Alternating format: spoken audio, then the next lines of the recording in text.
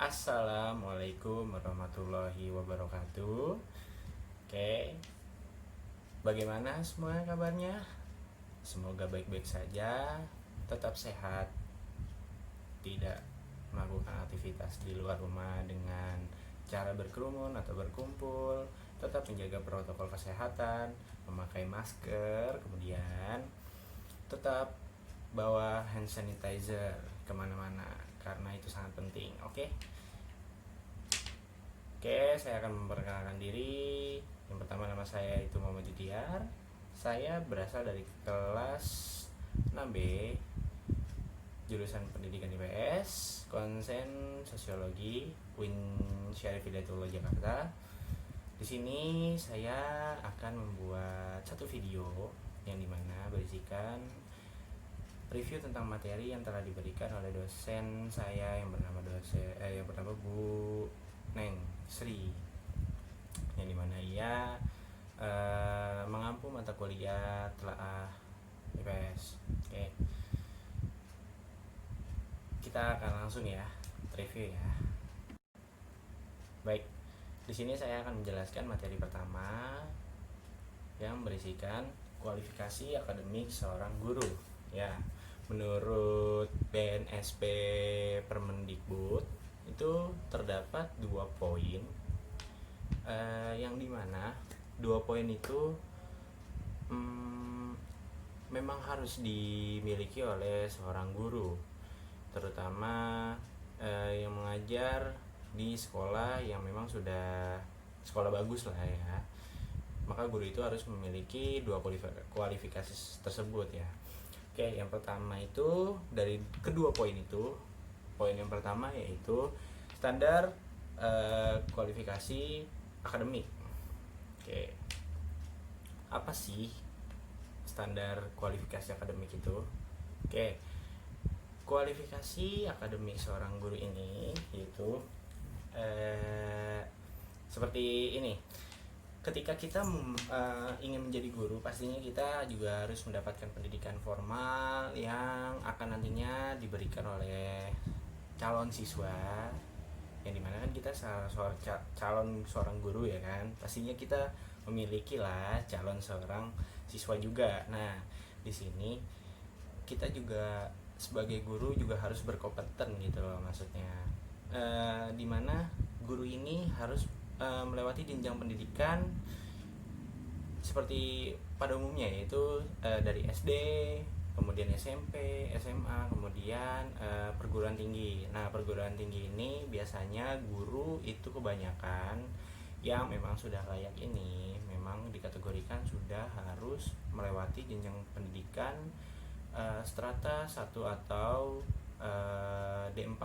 Ya, D4 dengan S1 itu sama ya maksudnya. Cuman perbedaan penggunaannya yaitu diploma 4 atau sarjana 1. Oke. Nah, kemudian jika memang kalian ingin menjadi guru akan tetapi tidak pada bidangnya, seperti saya nih. Kan saya hari ini kuliah atau mengenyam pendidikan di pendidikan IPS, akan tetapi saya ingin merubah haluan saya.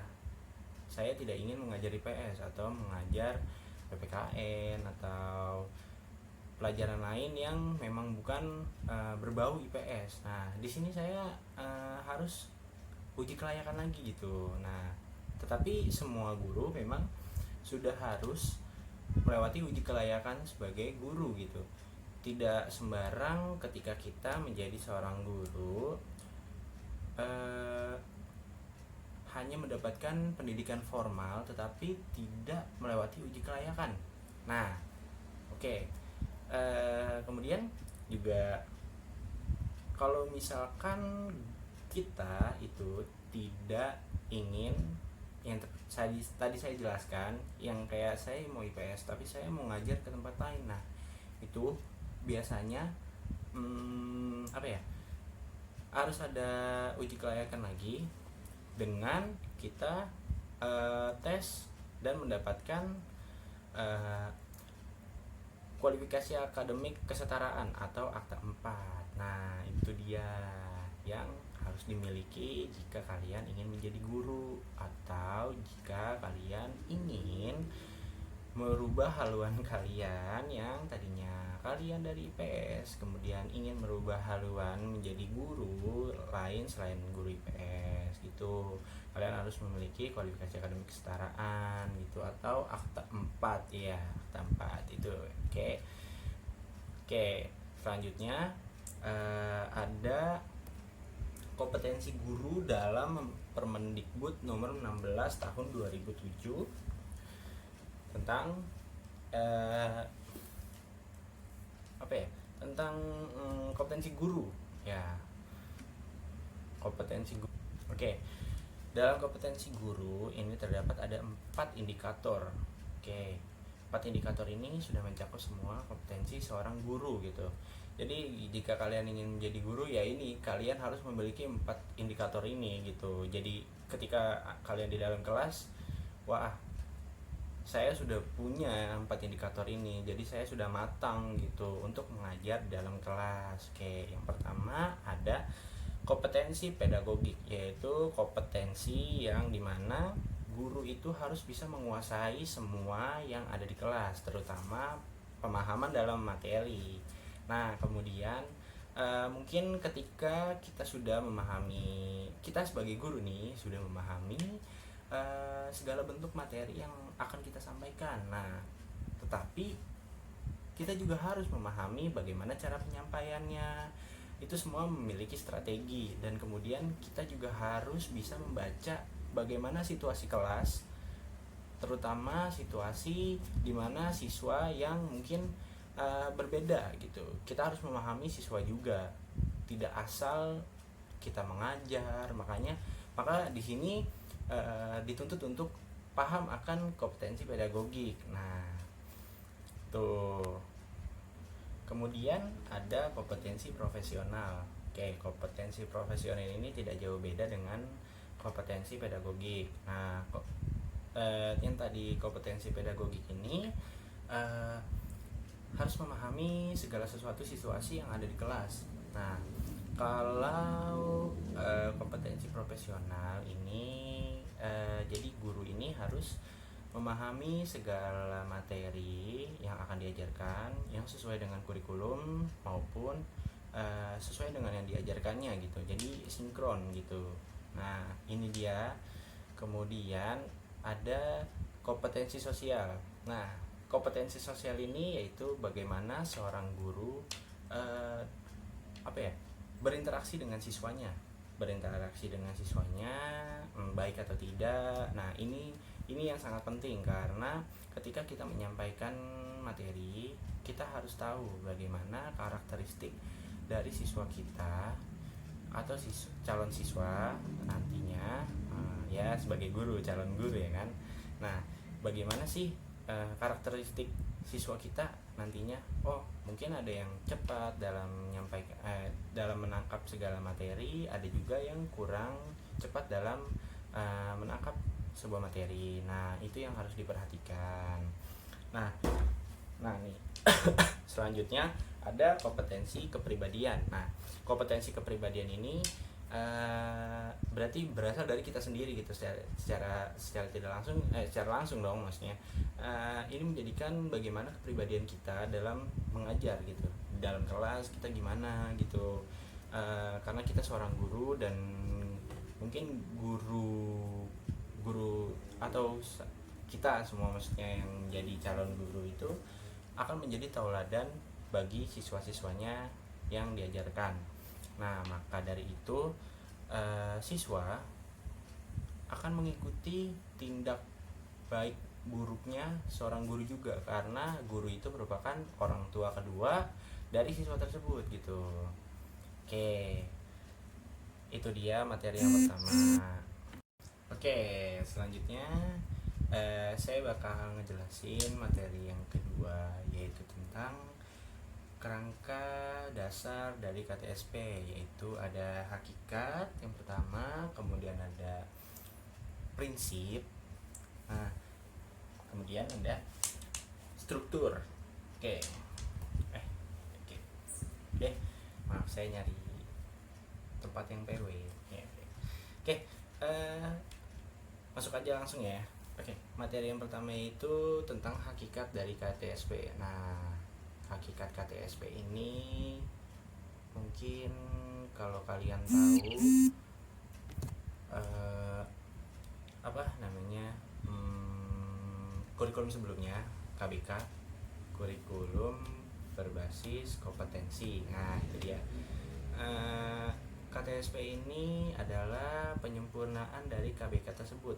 KBK itu kurikulum 2004. Nah, KTSP ini adalah kurikulum 2006. Nah, mungkin apa sih hakikatnya itu, saling maksudnya signifikan gitu, sama gitu, nggak beda jauh gitu. Cuman ya memang KTSP ini muncul dituntut karena memang adanya perubahan zaman gitu, mengikuti perubahan zaman gitu, maksudnya tidak monoton hanya yang terdapat pada KBK aja gitu. Nah, di sini kemudian apa ya, si KTSP ini berubah karena yang tadi itu perubahan zaman. Nah, kemudian kenapa bisa berubah? Karena ada peraturan pemerintah nomor 19 tahun 2005 yang mengatur tentang standar nasional, dan kemudian ada UU nomor 20 yang dimana itu sistem pendidikan nasional, yang berisikan sistem pendidikan nasional ya teman-teman. Oke. Nah, ada lagi nih, itu kemudian ada prinsip. Nah, prinsip ini ada 7 isinya. Apa aja sih nih? Saya bakal ngejelasin apa aja. Nah, yang pertama, yang pertama itu ada berpusat pada potensi perkembangan, kebutuhan, dan kepentingan peserta didik serta lingkungannya. Itu dia. Kemudian ada beragam dan terpadu. Kemudian ada tanggap terhadap iptek dan seni, relevan dengan kebutuhan kehidupan, menyeluruh dan apa ya, saya lupa. Menyeluruh dan berkesinambungan. Jadi tuh berkesinambungan ya, signifikan. Kemudian belajar sepanjang hayat, dan yang terakhir seimbang antara kepentingan nasional dengan daerah. Nah, KTSP ini dikenal dengan apa ya, memberikan keleluasaan kepada siswa atau kepada sekolah ataupun kurikulum untuk apa ya, menyusun kurikulum. Jadi itu guru berhak untuk membuat indikator sesuai dengan kebutuhan peserta didik gitu. Nah, itu dia yang tadi, relevan dengan kebutuhan kehidupan gitu. Jadi itu nyambung gitu loh, relevan gitu. Yang ketiga ada struktur. Nah, struktur itu apa sih? Struktur KTSP. Nah, struktur KTSP ini membicarakan tentang mata pelajaran dan jumlah jam pelajaran, muatan lokal, dan pengembangan diri gitu. Seperti di mata pelajaran IPS pada jenjang apa ya, kita beri contoh pada jenjang SMP. Baik, ataupun ya SMP aja. Nah, di kelas 7, 8, dan 9 semuanya mendapatkan jam pelajaran yang sama, yaitu 4 jam pelajaran. Nah, pelajaran ini berarti sama dengan alokasi waktunya 32 jam per minggu. Itu dia materi yang kedua, yaitu kerangka dari KTSP. Nah, selanjutnya saya bakal ngejelasin materi yang ketiga. Nah, apa sih materi yang ketiga? Jangan kemana-mana, tonton terus. Saya bakal ngejelasin loh abis ini. Baik, kita langsung masuk ke materi ketiga nih, yaitu materi yang mana itu kerangka dasar kurikulum 13 atau K13, atau yang biasa disebut dengan Kurtilas. Nah, Kurtilas ini bukan singkatan yang tidak. Banyak yang bilang Kurtilas ini yaitu kurikulum tidak jelas, akan tetapi kurikulum ini memiliki suatu tujuan yang memang sudah baik gitu, tidak tidak membuat kebosanan di dalam kelas lah ya memang. Oke, di sini kerangkanya sama seperti KTSP, akan tetapi di sini dimasukkan landasan gitu. Setelah ada hakikat, kemudian ada landasan, kemudian prinsip dan kerangka. Struktur. Nah, kerangka memang judulnya. Oke, hakikat ya, hakikat KTSP lagi. K13, Kurtilas atau kurikulum 13. Kurikulum 13 ini merupakan sama sih sebenarnya seperti KTSP juga, penyempurnaan dari kurikulum sebelumnya. Akan tetapi di sini kurikulum 2013 ini kenapa dimunculkan gitu maksudnya, karena memang sama seperti tadi KTSP dilahirkan karena mengikuti perkembangan zaman. Nah, kalau kurikulum 13 ini juga sama, mengikuti perkembangan zaman. Akan tetapi memang pada saat kurikulum 13 ini lahir, memang di situ sudah harus lahir kurikulum yang baru gitu maksudnya. Memang sudah harus berganti gitu, terjadi perubahan di dalam sistem kurikulum gitu. Nah, mungkin ada sisi lain yang harus diubah dari lain, yang maksudnya hal lain dari perubahan zaman itu. Nah, kemudian ada landasan. Nah, landasan pada kurikulum 2013 ini ada 5 macam.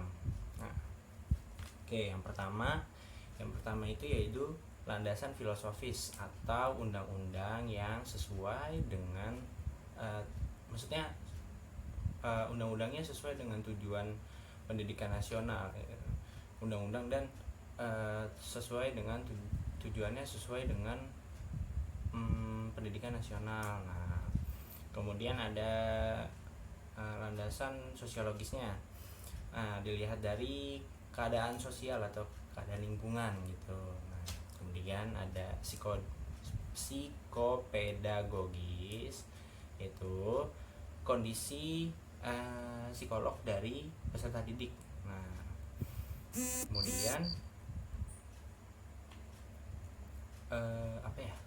Yang ketiga, yang keempat. Nah, ini landasan teoritis berdasarkan standar berbasis kompetensi. Nah, yang kelima yaitu ada yuridis, landasan yuridis atau landasan hukum. Oke, kalau kita biasa bilang landasan hukum selain yuridis yaitu hukum, yang tertera pada UU nomor 20 tahun 2003 dan sesuai dengan peraturan pemerintah nomor 19 tahun 2005. Nah, itu merupakan landasan-landasannya yang tadi, landasan dari kurikulum 2013 atau Kurtilas. Nah, kita langsung masuk ke prinsip. Baik. Tadi kan sudah saya jelaskan pertama hakikat, kemudian ada landasan. Nah, yang ketiga deh maksudnya, belum terakhir itu struktur. Yang ketiga ini prinsip. K13 ini memang sudah menjadikan kurikulum di mana tidak hanya guru yang berperan aktif di dalam kelas, tidak monoton hanya berceramah, siswa menyaksikan gurunya menyampaikan materi, kemudian siswa hanya mendengarkan. Tetapi di kurikulum 13 ini siswa juga harus ikut berperan penting gitu dalam setiap mata pelajaran yang sedang diajarkan gitu. Kegiatan belajar mengajar gitu. Siswa tidak hanya menyaksikan gitu atau menonton gurunya berceramah, ngomong gitu. Itu yang membuat sebagian siswa membosankan gitu. Rasa membosankan itu datang gitu ketika guru ini, seperti contoh gitu, guru ini masuk nih ceramah dong nih, bete gitu, ngantuk gitu. Itu yang menjadikan motivasi siswa tuh turun karena monoton gitu, caranya nggak ini. Nah, tetapi di K13 ini atau kurikulum 13 ini siswa dituntut seperti siswa tuh harus berperan penting juga ketika misalkan guru lagi menjelaskan, siswa bertanya, kemudian guru juga melemparkan beberapa pertanyaan materi tentang ini bagaimana gitu. Kemudian ada juga yang memiliki sistem kayak seperti gurunya hanya memberikan sebuah materi, kemudian siswanya mencari gitu, memecahkan masalah dari materi yang telah diberikan oleh guru tersebut. Dan biasanya guru ini membuat sebuah kelompok dan kemudian kelompok ini mencari gitu bersama-sama di dalam kelas per kelompok. Kemudian kelompok-kelompok ini mencari masalah, mencari bagaimana memecahkan masalah yang telah diberikan oleh gurunya. Nah gitu. Nah di dalam di dalam K13 ini pendekatan yang dipakai itu yaitu pendekatan saintifik atau pendekatan ilmiah, yang dimana terdiri dari 5M. Nah 5M itu yang pertama mengamati, kemudian menanya. Mengamati itu tadi yang saya bilang gitu, kayak guru menjelaskan hanya intinya, bukan inti permasalahan gitu, kayak permasalahan. Terus siswa ini menanya seperti itu seperti apa. Nah terus mencoba, yang ketiga itu mencoba. Nah setelah menanya, siswa mencoba ini mungkin mencoba untuk memasukkan yang tadi, materi tadi, yang ketika misalkan dibikin kelompok tadi. Nah materi ini mencoba untuk dimasukkan ke dalam tadi kelompok itu. Kemudian mengasosiasi ini dibicarakan gitu, maksudnya bagaimana nih cara permasalahannya, kemudian mengkomunikasi yang terakhir. Setelah tadi kan yang pertama mengamati, kemudian menanya, lalu mencoba, mengasosiasi, kemudian mengkomunikasikan. Nah dari 5 ini itulah pendekatan ilmiah atau pendekatan saintifik yang diberlakukan dalam kurikulum 2013 ini. Nah oke. Nih dari kerangka yang tadi semuanya ini merupakan kerangka yang terakhir, yaitu struktur. Nah struktur dari kurikulum 2013 ini mungkin tidak jauh berbeda mungkin ya dengan kurikulum sebelumnya, yaitu KTSP, yang dimana membahas tentang jam pelajaran, kemudian tentang mata pelajaran. Akan tetapi di sini ada perbedaan, yang dimana KTSP masih menggunakan standar kompetensi dan atau SK dan kompetensi dasar. Nah itu dia, SK dan KD. Sedangkan di K13 atau kurikulum 13 ini SK diganti menjadi KI, kompetensi inti. Nah kompetensi inti, dan KD tetap sama dengan KTSP. Oke. Nah KI ini ada 4 nih di dalam KI. Ada 4. Nah yang pertama itu KI 1, yaitu spiritual atau seperti nilai keagamaan gitu, nilai spiritual dari siswa tersebut. Kemudian ada K2 yaitu sosial, bagaimana cara berinteraksi, berkomunikasi gitu. Kemudian yang ketiga yaitu kognitif.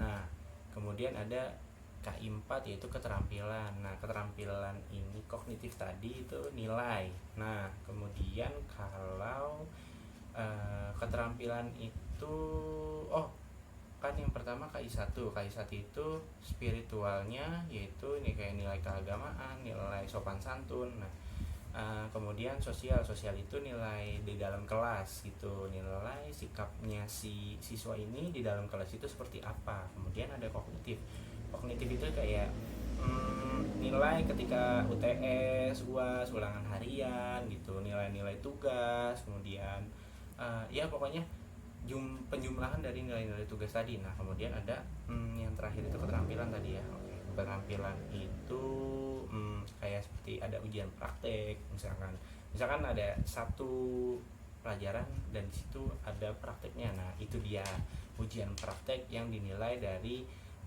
KI 4 itu keterampilan. Untuk mata pelajaran dan jam pelajaran sama seperti KTSP tadi, 4 jam pelajaran. Misalkan tadi IPS ya, itu IPS 4 mata 4 jam pelajaran, berarti 32 jam per minggu. Nah apa ya tadi ya, oh ya, kemudian kalau ke-13 ini biasanya dikenal dengan kurikulum yang terintegrasi. Ada tema-tema tertentu gitu maksudnya di dalam K13 ini gitu. Kayak misalkan K13 ini dikelompokkan yang tadi saya bilang, dibentuk kelompok, kemudian temanya beda-beda gitu maksudnya. Walaupun satu materi tapi temanya beda-beda dan cara permasalahannya juga beda-beda gitu. Nah itu dia materi ketiga dari review materi ketiga yang telah diberikan oleh Bu Neng kepada mahasiswa semester 6. Nah selanjutnya saya langsung ke materi keempat. Oke.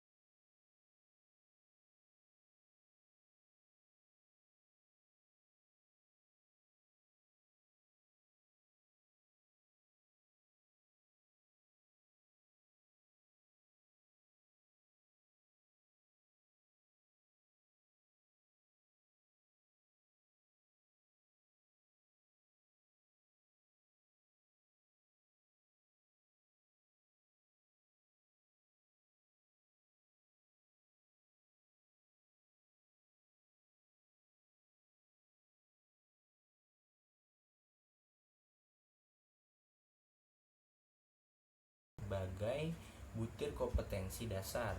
Oke, itu dia yang pertama. Kemudian ada yang kedua, struktur kurikulum yang dirancang sama oleh Kemendikbud. Nah, tidak ada maksudnya institusi lain yang mengatur ya strukturnya. Nah, kemudian yang ketiga ada beberapa mata pelajaran di kurikulum 2013 masih sama. Itu beberapa masih sama dengan kurikulum 13 ya mungkin ada beberapa yang diganti, seperti contohnya apa ya, tadinya kan ini PKN. Kalau dulu di KBK tadi ya, kurikulum 2004 PKN itu namanya Pancasila. Nah terus berubah di KTSP jadi PKN, kemudian berubah lagi jadi PPKN. Nah itu dia contoh, salah satu contohnya. Nah kemudian yang terakhir persamaan, yaitu terdapat kesamaan esensinya itu sama terhadap kurikulum, esensi kurikulumnya seperti pendekatan ilmiah. Keduanya sama-sama menggunakan pendekatan student center gitu. Nah, sama sih maksudnya, cuman kalau menurut saya mungkin beberapa guru itu sudah maksudnya sudah paham gitu maksudnya bagaimana student center dan bagaimana cara pengaplikasiannya gitu di dalam kelas gitu, menumpahkannya di dalam kelas itu seperti apa. Mungkin ada beberapa guru yang sudah paham dan ada guru yang belum paham gitu. Oke, selanjutnya kita masuk ke perbedaan. Nah nih perbedaannya banyak banget nih. Oke, perbedaan yang pertama yaitu pada KTSP standar isi ditentukan terlebih dahulu, baru kemudian menentukan SKL. Sedangkan K13 menentukan SKL dulu, baru bikin standar isi. Nah itu dia perbedaannya. yang pertama. Kemudian yang kedua ada KTSP ini lebih menekankan pengetahuannya saja gitu. Nah, tapi kalau di Kalau di K13 ini nggak hanya pengetahuan gitu. Jadi keterampilan dari siswa ini diasah juga, soft skill maupun hard skill maksudnya. Terus juga yang tadi itu diseimbangkan gitu antara pengetahuan dengan keterampilan. Jadi ketika pengetahuan ini sudah baik gitu, maksudnya wah anak-anaknya pintar nih dalam pengetahuan atau setiap pelajaran pengetahuannya pintar, tetapi dia juga harus memiliki keterampilan yang sama seimbang dengan tadi pengetahuannya gitu, yaitu soft skill dan hard skill gitu. Kemudian tematik terpadu pada KTSP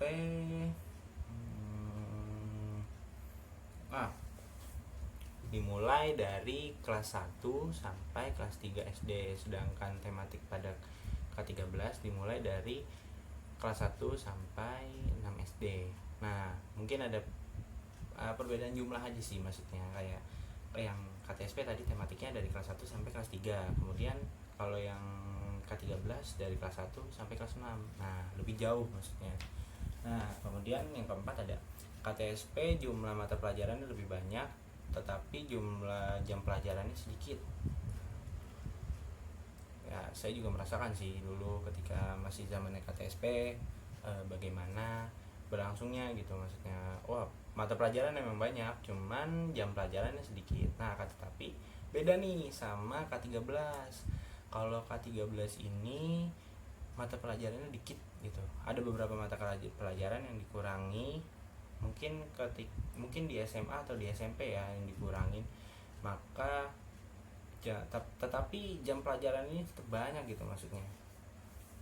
Nah, maksudnya iya mata pelajarannya sedikit dan jam pelajarannya lebih banyak. Iya benar-benar.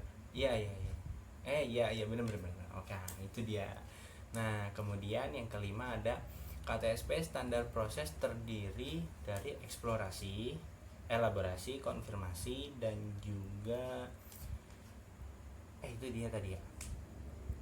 Ntar dulu saya. Oh iya benar.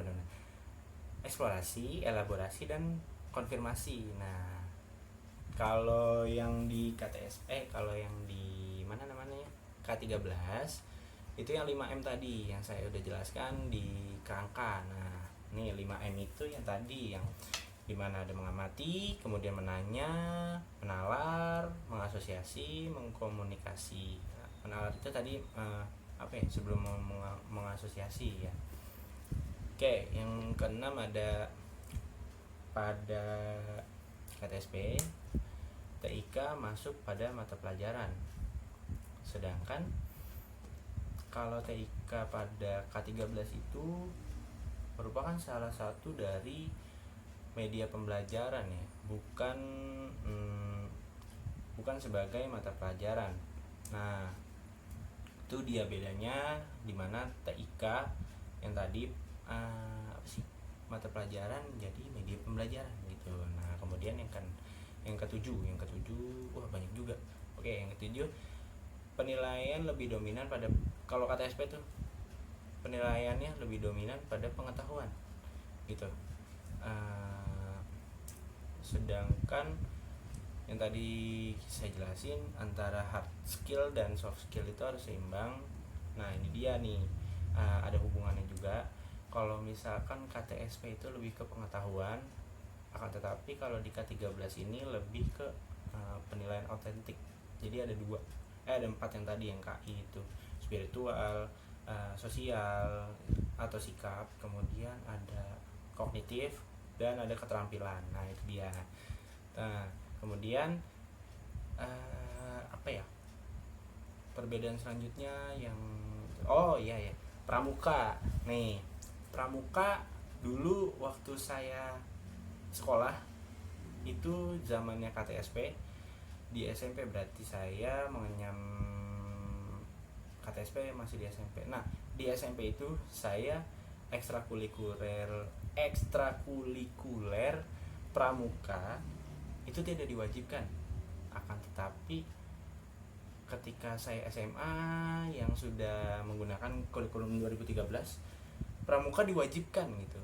Nah itu dia perbedaannya gitu. Jadi wajib, jadi harus pramuka gitu. Kalau nggak pramuka ntar dihukum sama pembinanya. Pembinanya teman sendiri gitu. Oke lanjut. Kemudian ada yang kesembilan dalam KTSP. Penjurusan. Nah nih dia KTSP nih. Kalau dulu sebelum saya masuk SMA itu masih KTSP. Oke, saya masuk SMA tahun 2013. Nah, berarti sebelum saya yaitu tahun 2015 yang masuk tahun 2012 itu masih menggunakan KTSP. Nah, di mana sistem penjurusan gitu. Penjurusannya itu di kelas 11 gitu. Saya dapat cerita juga gitu. Nih gue dulu penjurusan nih IPA IPS tuh kelas 11 loh. Kelas 10 gue masih ya maksudnya masih A, B, C, D, E gitu ya, tergantung jumlah kelas pada sekolah tersebut gitu. Maksudnya ada yang A, ada yang 1, 2, 3 gitu maksudnya. Bahkan banyak gitu, banyak kelas sih sebenarnya biasanya kalau di SMA gitu.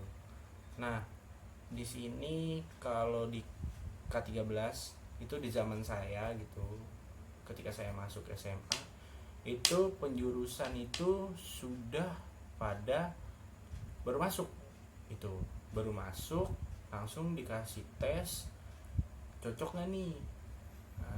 Kayak dulu saya tes itu saya milihnya bahasa gitu.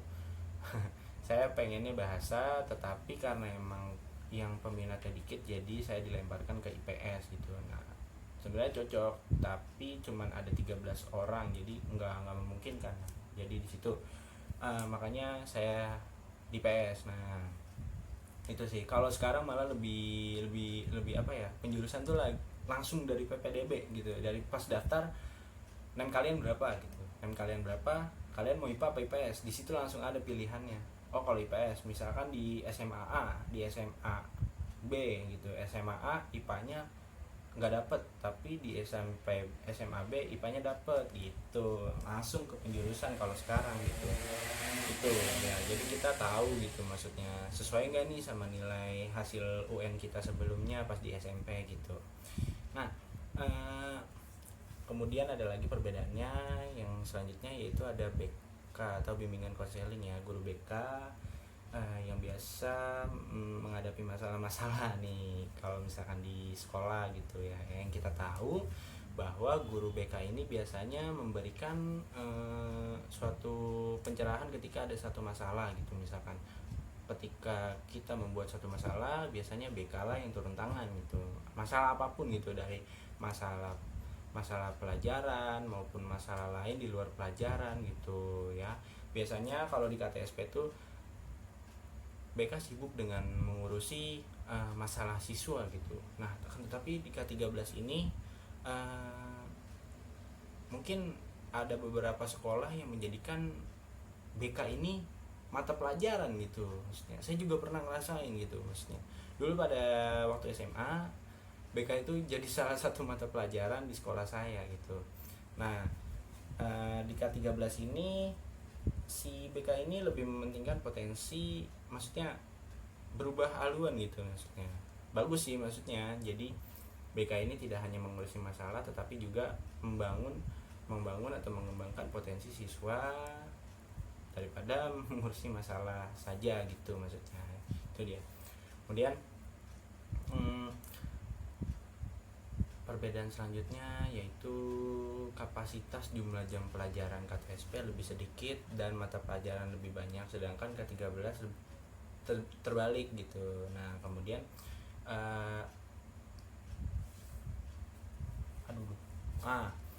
mata pelajaran Pancasila yang tadi saya bahas itu KBK, kemudian KTSP 2004 itu Pancasila, terus berubah jadi PKN ya kan di KTSP, kemudian berubah lagi di K13 jadi PPKN. Itu dia, itu perubahannya. Nah itu dia perbedaannya. Oke, Itu merupakan tadi yang saya paparkan, itu materi keempat dari rangkaian materi yang berjumlah 8 materi. Nah, oke, selanjutnya saya bakal ngejelasin materi kelima dari 8 materi tadi. Oke.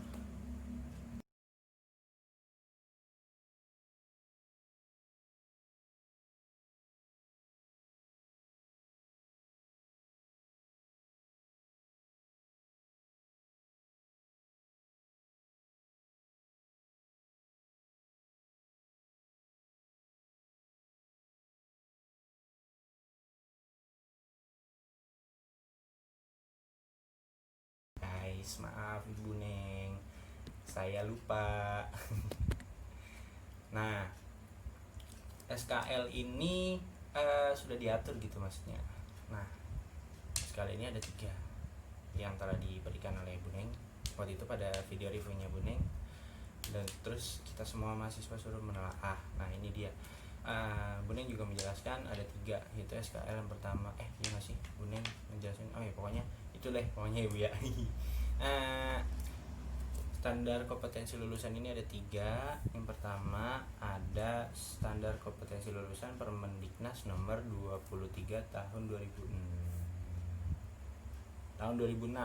Oke.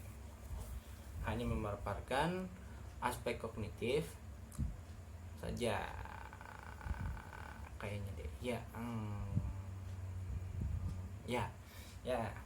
Nih, jadi aspek kognitif ini seperti yang memahami, terus mendeskripsikan, lalu membuat, terbalik, mendeskripsikan, memahami, kemudian membuat gitu. Nah, kemudian yang kedua ada SKL atau standar kompetensi lulusan Permendikbud nomor 54 tahun 2013. Ini isinya itu lebih terperinci, yang dia tuh menekankan bahwa SKL ini memiliki kriteria yang mencakup 3 aspek. Sikap, pengetahuan, kemudian ada keterampilan. Ada 3: sikap, pengetahuan, kemudian ada keterampilan. Kemudian SKL yang ketiga isinya yaitu tentang Permendikbud juga, tetapi nomor 20 tahun 2016. Ini penyempurnaan dari yang 2013. Seperti di sini Permendikbudnya lebih menjabarkan pada aspek kognitif. Nah, menjelaskan apa itu faktual, konseptual, prosedural, dan juga metakognitif. Nah, itu dia materi yang kelima. Oke. Selanjutnya ada materi keenam, yaitu standar isi, yang dimana standar isi ini berisikan ada 3 juga. Nah, apa sih isinya? Oke, langsung aja. Permendiknas tahun 2000 nomor 22 tahun 2006, yang dimana struktur kurikulum ini rentetan ya, maksudnya rentetan dari yang tadi juga SKL, maksudnya dari 2006, 2013, terus turun lagi ke 2016 itu semuanya merupakan sebuah penyempurnaan dari yang sebelum-sebelumnya gitu. Kayak yang 2006 lahir nih 2003 Permendikbud atau Permendiknas, kemudian turun nih ke 2006. Nah, 2006 ini merupakan penyempurnaan dari 2013 tadi 2006 tadi gitu, 2013 ini. Nah, turun lagi ke 2016. Nah, 2016 ini yang menyempurnakan dari 2013 gitu. Isi-isinya itu lebih disempurnakan dan lebih dideskriptif lagi kan. Nah, itu dia. Oke, lanjut ya. Standaris itu apa sih isinya? Nah, nih, pada tahun 2006 Permendiknas nomor 22 2006 tahun 2006 struktur kurikulum tuh belum memisahkan antara aspek efektif, kognitif, kemudian dan psikomotorik KI KD gitu. Psikomotorik ya KI dan KD. Nah kemudian disempurnakan lagi pada peraturan peraturan pemerintah tahun 2013.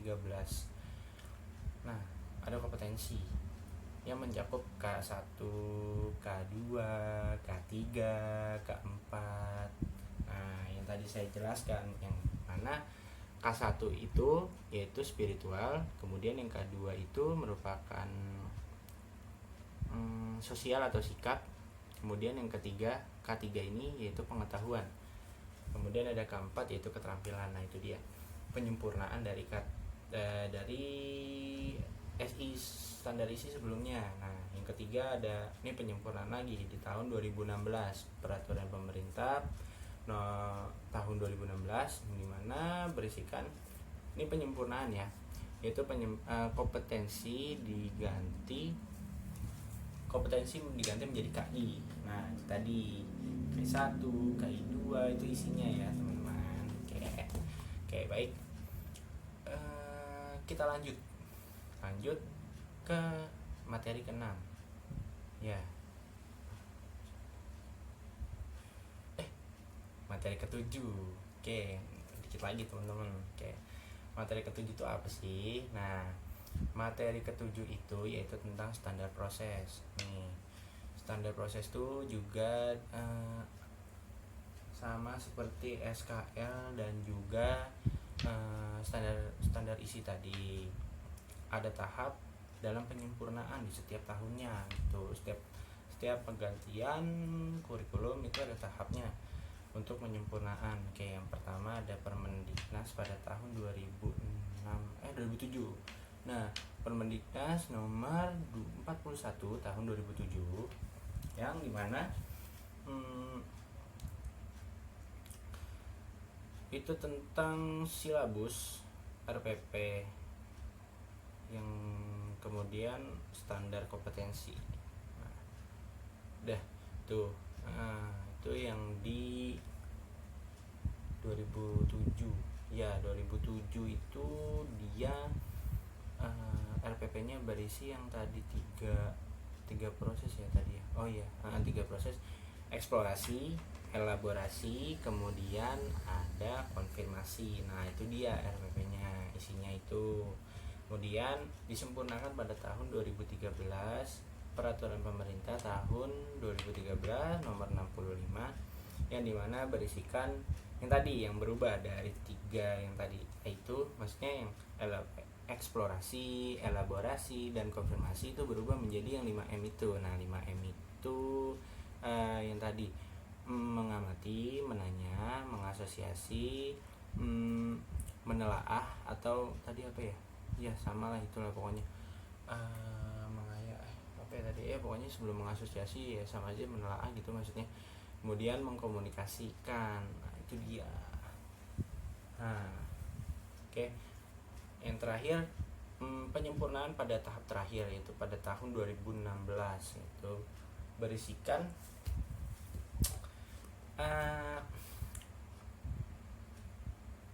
jadi tuh di 2016 ini standar proses itu disempurnakan lebih rinci, lebih dirincikan seperti sikap, pengetahuan, dan keterampilan itu. Nah itu dia. Oke, itu dari standar proses yang tadi ya teman-teman. Oke Bu Neng ya. Ya itu dari standar proses. Nah oke, materi terakhir yang telah diberikan oleh Bu Neng dari rangkaian materi yang lain. Apa sih materi terakhir? Nah ini dia materi terakhir yaitu kurikulum Merdeka Belajar. Nah kurikulum Merdeka Belajar ini lahir pada tahun dimana menteri baru diangkat, yaitu Mas Menteri, yaitu Pak Nadiem, Mas Nadiem Pak Menteri Nadiem Makarim atau mantan CEO Gojek, yang dimana kurikulum Merdeka Belajar ini terdapat 4 poin itu kebijakannya, maksudnya ada 4 poin gitu, kebijakannya itu ada 4 poin gitu maksudnya. Oke, yang pertama itu ya yang saya tahu yaitu setelah saya kemarin review juga, maksudnya ada 4. Yang pertama itu UASBN. Nih, UASBN berdasarkan Permendikbud tahun 2019 nomor 43, UASBN diadakan lagi. Nah, kenapa UASBN diadakan lagi? Karena guru dan sekolah ini lebih merdeka dalam memberikan nilai hasil dari belajar siswa tersebut gitu. Itu dia maksudnya, bagaimana UASBN harus dilaksanakan lagi itu. Nah, yang kedua ada kebijakan yang kedua yaitu ada penghapusan UN, ujian nasional. Ujian nasional pada masa Nadiem Makarim ini ditiadakan. Kenapa ditiadakan? Karena pada tahun 2020 ini UN nih tahun ini UN jadi yang terakhir semester ini ya, tahun angkatan ini UN itu jadi yang terakhir, udah nggak ada UN lagi tahun depan. Tapi menurut kebijakan Pak Nadiem ini, Mas Menteri, oke. Kenapa sih diganti? UN itu diganti menjadi ketika kita kelas 11 kita dituntut untuk kayak asesmen gitu ya, asesmen kompetensi minimum kalau nggak salah, iya atau dan survei karakter gitu maksudnya. Kayak misalkan kita itu di kelas 11 tuh adanya tuh. Nah, pada asesmen kompetensi minimum ini ada 2 hal yang mencakupnya, yaitu yang pertama ada literasi, kemudian ada numerisasi gitu. Nah ini dia nih buat guru kita, calon guru ini nih ada untungnya nih pada masa Pak Menteri yang ini, Mas Menteri yang ini nih, yaitu RPP lebih disingkatkan menjadi RPP 1 lembar, dimana berdasarkan Permendikbud nomor 14 tahun 2019 yang dimana RPP itu disederhanakan gitu, yang dimana tadinya RPP itu banyak gitu, berlembar-lembar gitu maksudnya. Nah, tetapi pada zamannya Mas Menteri ini RPP lebih disingkatkan gitu maksudnya, jadi 1 lembar gitu. Kenapa begitu? Karena Mas Menteri menginginkan kalau guru itu lebih berinovasi, kreatif, dan inovasi dan kemudian kreatif gitu. Jadi tidak hanya membuang waktunya untuk membuat RPP saja, tetapi dia juga harus memikirkan bagaimana strategi, model, metode yang akan digunakan gitu. Itu yang lebih harus matang gitu, di dalam kelas itu harus lebih matang gitu, menurut Mas Menteri ini. Nah, kemudian yang terakhir ada sistem zonasi. Nah, sistem zonasi ini memang sudah ada sebelumnya dari K13, cuman mungkin ini ada tambahan sedikit pada masa Mas Menteri.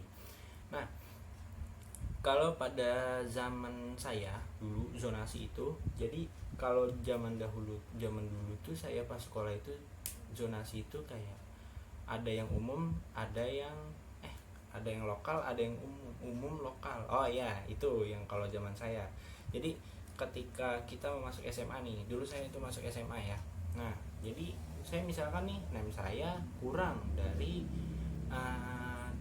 target di SMA yang saya ingin. Nah, saya terpental nih dari 3 pilihan SMA ini. Nah, ketika dari 3 pilihan SMA ini saya nggak dapet, nah saya harus menjalankan yang tadi, maksudnya melewati jalur lokal.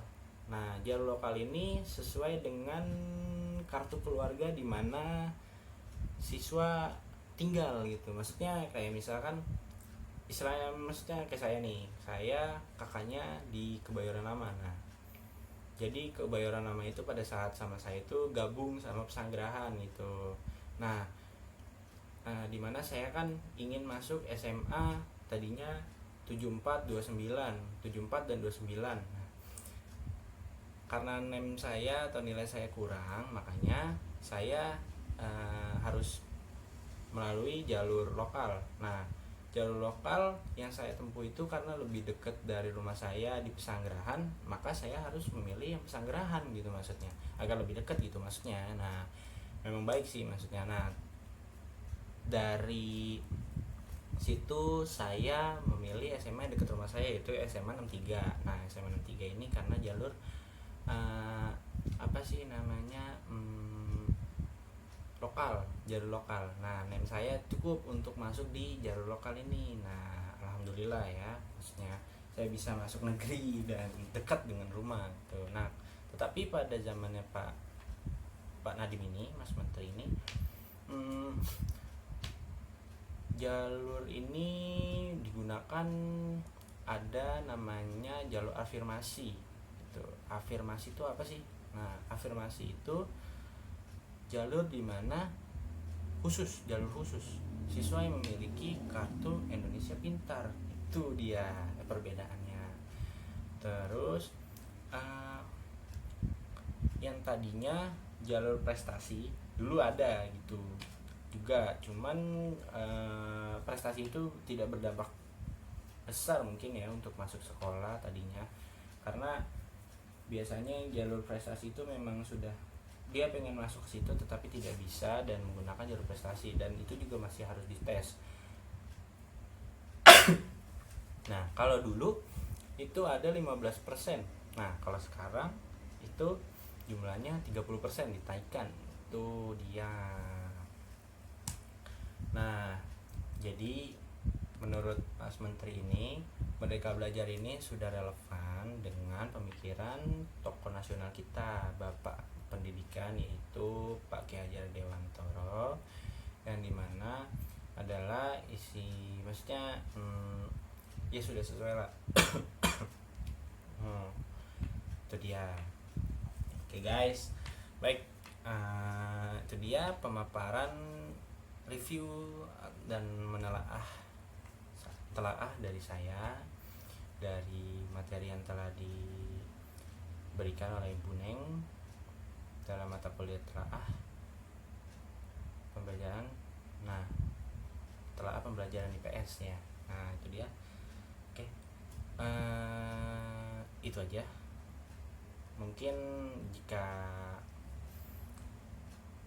ada yang kurang mungkin saya bakal menambahkan lagi. Oke, tetapi tidak, karena memang sudah cukup. Itu dia materinya, ada jumlahnya 8 dan semuanya saya sudah paparkan. Lebih kurangnya mohon maaf Ibu.